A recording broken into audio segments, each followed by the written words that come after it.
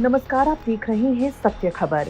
नेपाल इस वक्त भीषण अशांति के दौर से गुजर रहा है। पूरे देश में हाहाकार मचा है। पूरा देश धुआं धुआं हो चुका है।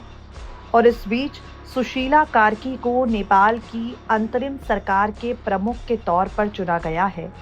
वो देश की पहली महिला चीफ जस्टिस हैं, जिन्हें सरकार में बैठे हुक्मरानों ने ही महाभियोग के जरिए हटाया था। लेकिन अब वही कार्की नेपाल की सियासत में एंट्री करने जा रही हैं। और वो कौन है, क्या करती हैं, उनका राजनीतिक सफर क्या रहा है, ये जानकारी हम आपको अपनी इस खास रिपोर्ट में देंगे। हामी नेपाली एनजीओ की तरफ से सुशीला कार्की के नाम का प्रस्ताव रखा गया है, जिसका काठमांडू के मेयर बालेन शाह ने समर्थन किया है।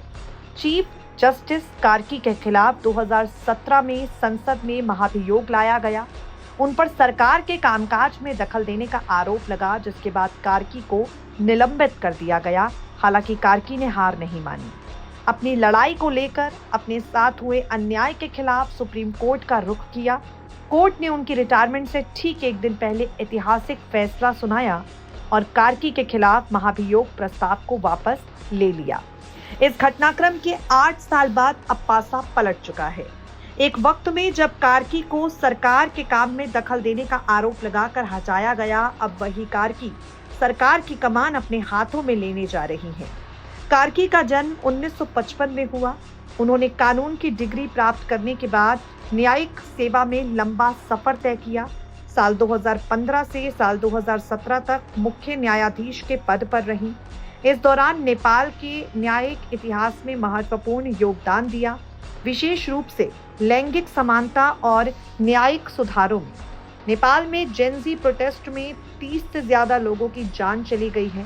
प्रदर्शनकारियों के दबाव के बीच पहले प्रधानमंत्री केपी शर्मा ओली ने इस्तीफा दिया, लेकिन अब जेनजी ने कार्की का कथित तौर पर समर्थन किया है।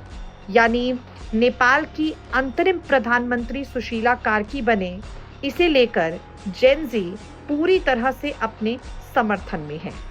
इस बारे में Sushila Karki social media post पर लिखती हैं, युवाओं का विश्वास मुझ पर है और वो चाहते हैं कि चुनाव कराए जाएं, देश को अराजकता से निकाला जाए।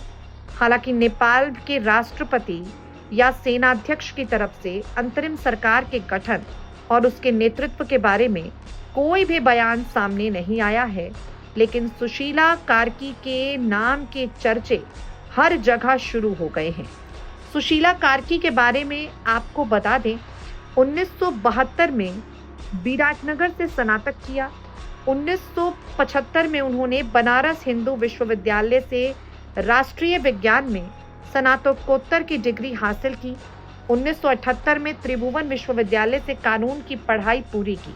1979 में बीटानगर में वकालत की शुरुआत की। 1985 में धरान के महेंद्र मल्टीपल कैंपस में सहायक अध्यापिका के रूप में कार्यरत रहीं।